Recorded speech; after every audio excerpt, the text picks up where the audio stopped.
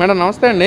మరి రోజున ఏదైతే కూటమి ప్రభుత్వం వచ్చిన తర్వాత మెగా డిఎస్సి అంటూ ఏపీ మెగా డిఎస్సి అంటూ ఇచ్చారో దానిలో చాలా అవకతవకలు జరిగినవి. అవి మొత్తం ఒక వర్గానికే సామాజిక వర్గానికే కట్టబెట్టారని చెప్పి నిన్నటి నుంచి వైసీపీ నాయకులు తెగ ప్రచారం చేస్తున్న పరిస్థితి. నిజంగా ఆ విధంగా జరిగిన అవకతవకలు కానీ ఒక సామాజిక వర్గాన్ని కట్టబెట్టారనుకోవచ్చా లేకేంటండి? ఏమండి ఆన్లైన్లో జరుగుతుంది. మీరు చూసుకోండి, నిజంగా ఒక సామాజిక వర్గానికి ఇవ్వటానికి నిజంగా బడుగు బలహీన ఎస్సీ ఎస్టీ ఎక్కువగా ఎస్సీలు టీచర్ వృత్తిలో ఎక్కువ ఉంటారు. అడపా వేరే అదర్ క్యాస్ట్ వాళ్ళు పిల్లలు ఉంటారు. ఎందుకంటే టీచింగ్ ఫీల్డ్లో ఎక్కువగా ఎస్సీలో ఉంటారు.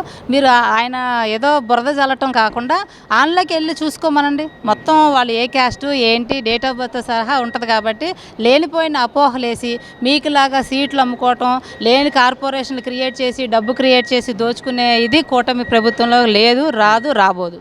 అంటే ఇక్కడ మొన్నటి దాకానేమో పేపర్ లీకేజ్ అయిందని చెప్పి మాట్లాడారు. తర్వాత రిజర్వేషన్ కోటా సరిగ్గా అమలు పరచలేదన్నారు.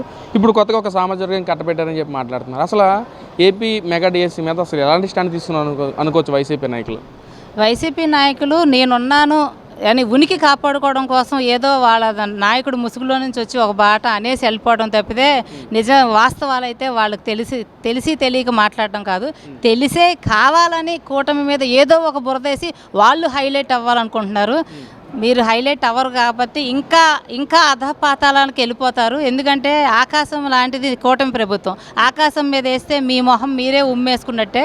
కాబట్టి ఆచి తూచి వివరాలు తెలుసుకొని ఈరోజు ఏమో మీ కాగితాల్లో ఇచ్చుకొని బ్యాక్ డోర్ జాబ్స్ ఇచ్చేది ఏం కాదు. మొత్తం ఆన్లైన్లో జరుగుతాయి. ఏ స్కాములు లేవు, ఏ దందాలు లేవు. మీకు లాగైతే మేము కాదు. అంటే ఇక్కడ సుపరిపాలన అందించింది జగన్మోహన్ రెడ్డి ప్రభుత్వం. యువకుల పట్ల సరైన జాబులు కల్పించింది జగన్మోహన్ రెడ్డి ప్రభుత్వం. 1,30,000 పైచీలక జాబులు కల్పించారు జగన్మోహన్ రెడ్డి.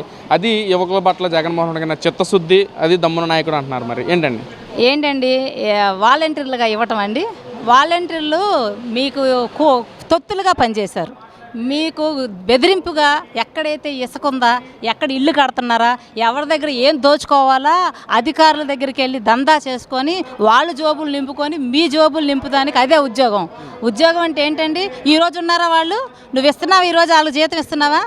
ఉద్యోగం అంటే ఏంటి? ఒక్కసారి ఒక 40 రోజులు 90 రోజులు ఉద్యోగం చేసిన తర్వాత వాడిని ఎవరికి తీయటానికి రైట్ లేనిది ఉద్యోగం. నువ్వేదో వెళ్ళి దందాగా కూలీలాగా వైఎస్ఆర్సీపీలో వాలంటీర్లు పెట్టేసుకొని నేను ఉద్యోగాలు ఇచ్చేసానంటే నిజంగా ఆ వాలంటీర్లు వెళ్ళి ఎంతమంది జీవితాలు నాశనం చేశారు. ఇళ్లలోకి వెళ్ళి మగవాళ్ళకి ఇచ్చావు, నువ్వు ఆడవాళ్ళ వరకు అయితే ఒక విధంగా ఉంది. మగవాళ్ళకి కూడా నువ్వు ఇచ్చి ఇళ్లల్లో డేటా మొత్తం ఇచ్చి వాళ్ళ భర్త లేని ఆడవాళ్ళని లోబరుచుకొని ఆడపిల్లల్ని రేప్ చేసి బెదిరించి అయ్యిస్తాం అని నీకు వెళ్ళి చూసుకోండి. మీ చిట్టా చూసుకోండి, మీరు వెళ్ళండి. మాయ చూడటం కాదు, మాకు చూస్తానికి ఏం లేదు. మీరు గురిగింజలాగా మీ కింద చూసుకోండి ఏం చేశారో. మీ వాలంటీర్ వ్యవస్థలో మీరు ఇచ్చిన ఉద్యోగాలు అయ్యానా? ఉద్యోగం అంటే చదువుకున్నారా, మరి ఏం పాస్ అయ్యారో తెలియదు. మరి మీరైతే ఇట్లా మాట్లాడుతున్నారు. నిజంగా మీరు అజ్ఞానులో లేకపోతే కళ్ళుండి ఈరోజు న్యాయదేవతకు కూడా కళ్ళు గంతలు తీసేస్తారు. కానీ ఆ గంతలు మీరు కట్టుకొని గుడ్డిగా బతుకుతున్నారని మేము అనుకుంటున్నాం. అంటే ఇక్కడ జరిగిన 2 సంవత్సరాల కాలంలోనే ప్రజలను ఏ విధంగా మోసం చేయాలో ఆ విధంగా మోసం చేస్తుంది కూటమి ప్రభుత్వ నాయకులు. గతంలోనే నేను ఇచ్చిన హామీలు మొత్తం సక్రమంగా అమలు చేశాను, టైం టు టైం కూడా పథకాలన్నీ అమలు చేశానని చెప్పి అంటున్నారు. నిజమేనంటారు ఏదంటారా? పథకాలు అక్కడ కేంద్రం నుంచి వచ్చిన నిధుల్ని ఇక్కడ ఇట్లా ఫిచ్చు కొట్టి ఆకాశంలో చూసి షో చేశారు. మేము ఇచ్చిన డబ్బులు కేంద్రంలో ఇచ్చి నువ్వు ఇక్కడ దొబ్బేసి ఉత్తుత్తి నొక్కులు నొక్కి మీరందరూ ఇట్లా ఆకాశంలో చూశారు. ఆకాశంలో డబ్బులు వెళ్ళిపోతున్నాయా, మీ అకౌంట్లోకి వెళ్ళినాయా లేదని చూసుకున్నారు. మీకు ఉండాలి చిత్తశుద్ధి. ఎంత డబ్బులు దొబ్బేశారు కేంద్రం నుంచి వచ్చిన పేదలు మీరు చెప్పండి. ఈ ఉన్న దాంట్లో ఎంత అప్పు చేశారో, నిజంగా ఎంత అయితే అప్పు చేశారో అంత జగన్మోహన్ రెడ్డి కట్టాలి, వాళ్ళ టీం అంతా కట్టాలి. ఎవరైనా నీకు సలహాదారులు అంత సలహాదారులను పెట్టుకొని అన్ని జనాల దగ్గర నుంచి ఎక్కడ డబ్బు తీసుకోవాలా అన్నట్టు చూసి దోచుకున్నారు మీరు రాష్ట్ర ప్రభుత్వాన్ని. రండి, అందుకే మీకు ఎన్ని సీట్లు వచ్చినాయి, కూటమికి ఎన్ని సీట్లు వచ్చినాయి. రేపు మళ్ళీ మీకు దమ్ముంటే కార్పొరేషన్ ఎలక్షన్లు, మండల స్థాయి ఎలక్షన్లో, పంచాయతీ ఎలక్షన్లో మీ సత్తా చూపించుకోమని మేము చెప్తున్నాం. అసెంబ్లీ స్థానాల దాకా కూడా అవసరం లేదు. మీరు అన్నట్లుగా స్థానిక ఎలక్షన్స్లోనే మా ప్రతిభేంటో చూపిస్తాము. ప్రతి మహిళ కూడా మా పక్షానే ఉన్నారు, కూటమి ప్రభుత్వ పక్షాన లేరు. గ్రాఫ్ కూడా పడిపోయింది. మహిళలు మమ్మల్ని గెలిపించడానికి సిద్ధంగా ఉన్నారు. అంటే మహిళలకు పెద్ద పెట్టేసిన పార్టీ వైసీపీ కాబట్టి అందుకే మా పక్షాన ఉన్నారని చెప్పి అంటున్నారు. నిజంగా అంత అలా ఉందంటారా?